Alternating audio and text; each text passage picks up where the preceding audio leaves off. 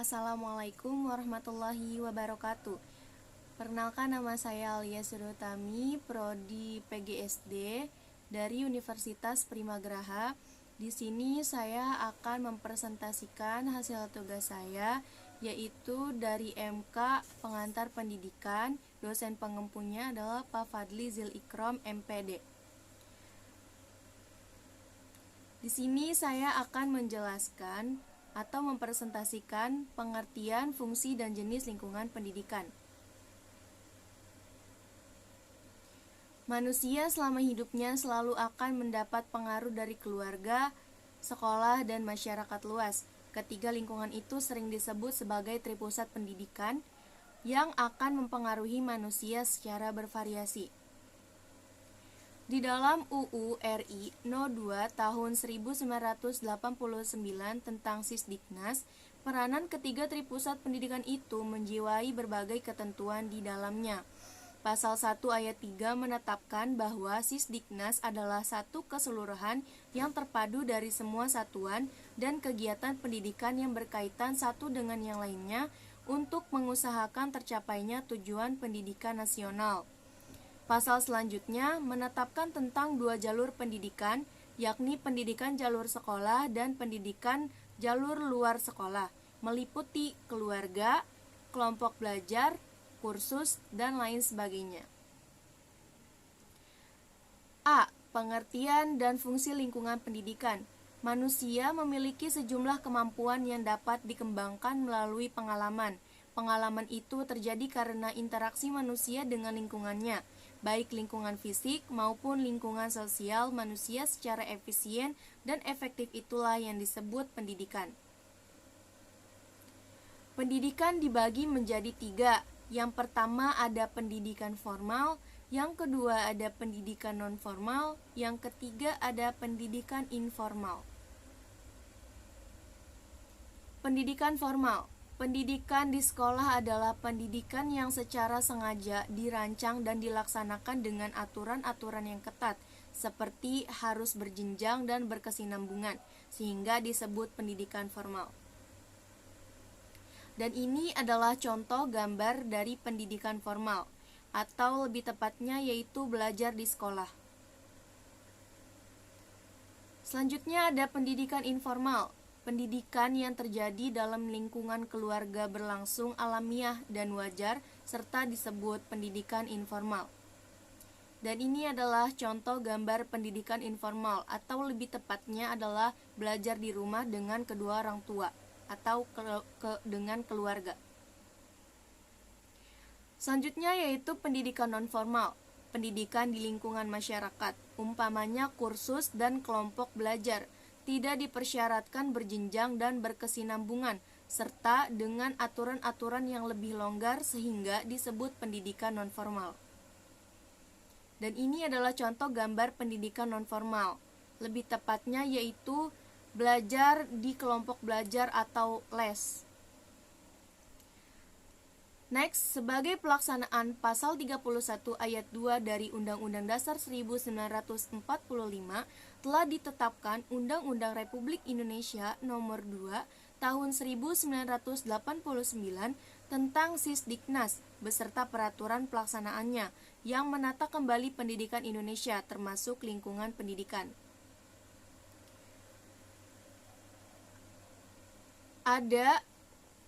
Ada dua jalur pendidikan dalam Sisdiknas. Yang pertama yaitu jalur pendidikan sekolah dan jalur pendidikan luar sekolah. Penjelasannya, jalur pendidikan sekolah adalah pendidikan yang diselenggarakan di sekolah melalui kegiatan belajar mengajar yang berjenjang dan berkesinambungan, mulai dari pendidikan prasekolah atau taman kanak-kanak, pendidikan dasar atau SD dan SLTP, pendidikan menengah, dan pendidikan tinggi. Sedangkan jalur pendidikan luar sekolah merupakan pendidikan yang diselenggarakan di luar sekolah melalui kegiatan belajar mengajar yang harus berjenjang dan berkesinambungan, baik yang dilembagakan maupun tidak, yang meliputi pendidikan keluarga, pendidikan prasekolah seperti kelompok bermain dan penitipan anak, kursus, kelompok belajar, dan sebagainya. Selanjutnya adalah fungsi lingkungan secara umum. Secara umum, fungsi lingkungan pendidikan adalah membantu peserta didik dalam berinteraksi dengan berbagai lingkungan sekitarnya, fisik, sosial, dan budaya. Utamanya berbagai sumber daya pendidikan yang tersedia agar dapat dicapai tujuan pendidikan yang optimal. Pada masyarakat yang sudah maju, fungsi yang kedua dari pendidikan itu hampir sepenuhnya diambil alih oleh lembaga pendidikan formal. Pendidikan formal berfungsi untuk mengajarkan pengetahuan umum dan pengetahuan-pengetahuan yang bersifat khusus dalam rangka mempersiapkan anak untuk pekerjaan-pekerjaan tertentu.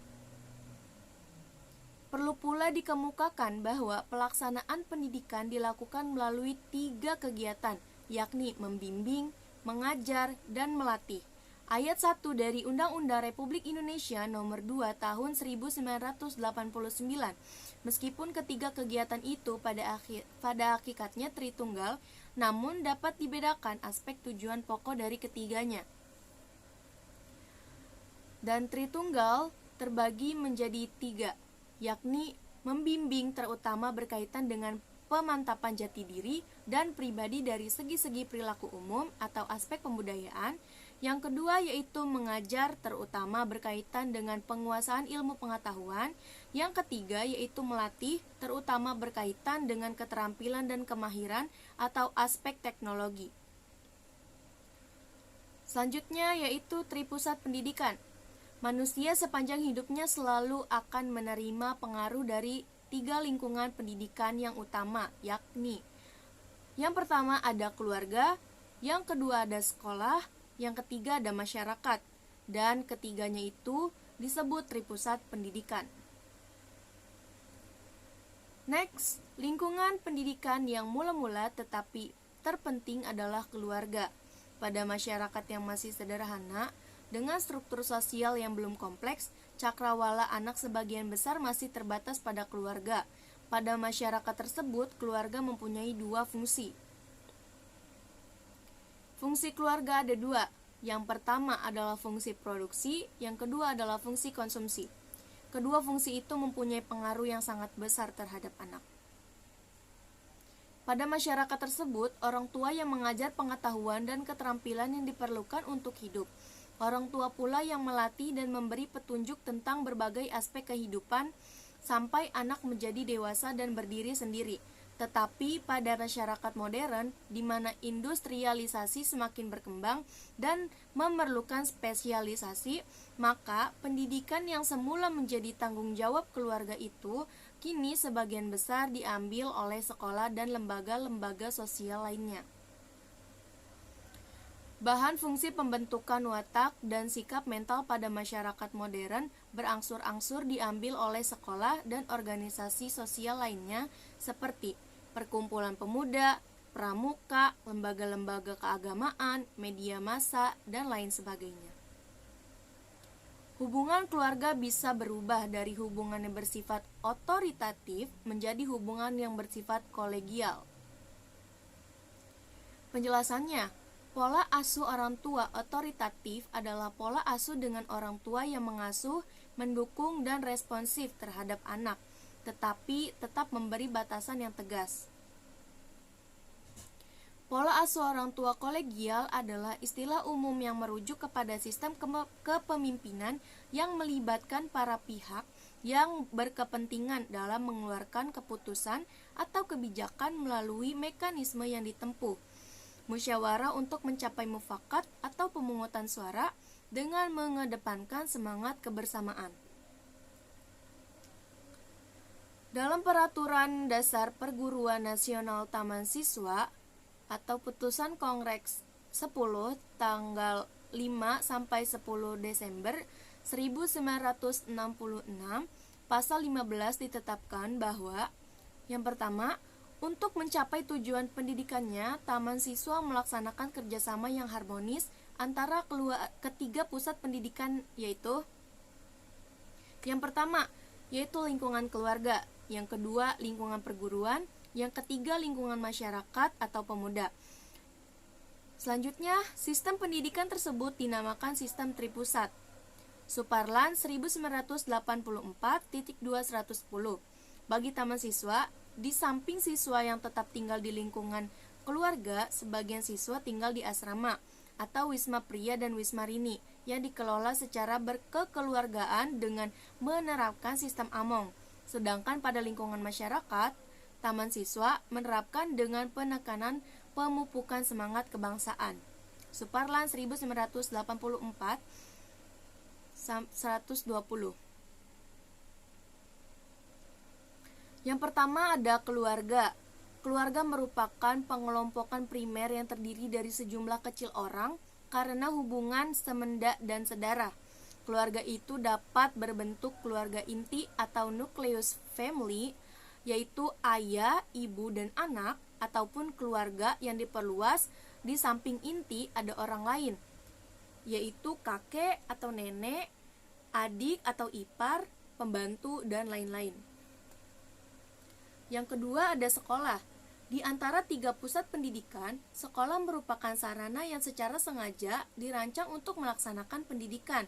Salah satu alternatif yang mungkin dilakukan sekolah untuk melaksanakan kebijakan nasional itu adalah secara bertahap mengembangkan sekolah menjadi suatu tempat pusat latihan atau training center manusia Indonesia di masa depan. Yang ketiga ada masyarakat. Kaitan antara masyarakat dan pendidikan dapat ditinjau dari 3 segi, yaitu yang pertama ada masyarakat sebagai penyelenggara pendidikan, baik yang dilembagakan atau jalur sekolah maupun yang tidak dilembagakan atau jalur luar sekolah. Yang kedua ada lembaga-lembaga kemasyarakatan dan kelompok sosial di masyarakat, baik langsung maupun tak langsung ikut mempunyai peran dan fungsi edukatif.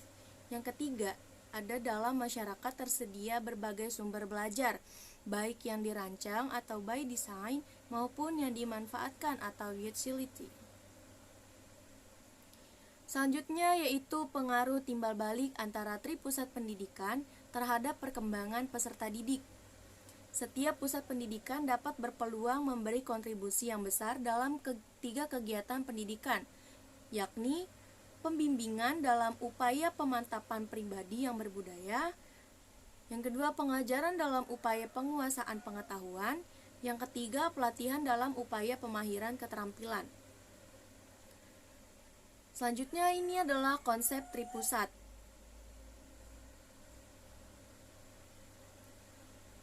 Next, dalam petunjuk penerapan muatan lokal kurikulum SD, lampiran kep.men.dikbud no.0412 atau U1987 dikemukakan beberapa tujuan yang lebih rinci dari muatan lokal tersebut yang dapat dikategorikan dalam 2 kelompok sebagai berikut. Yang pertama yaitu tujuan-tujuan yang segera dapat dicapai, yakni A. Bahan pengajaran lebih mudah diserap oleh murid. B. Sumber belajar di daerah dapat lebih dimanfaatkan untuk kepentingan pendidikan. C. Murid dapat menerapkan pengetahuan untuk memecahkan masalah yang ditemukan di sekitarnya. D. Murid lebih mengenal kondisi alam, lingkungan sosial, dan lingkungan budaya yang terdapat di daerahnya. Yang kedua, tujuan-tujuan yang memerlukan waktu yang relatif lama untuk mencapainya, yakni A. Murid dapat meningkatkan pengetahuan di daerahnya.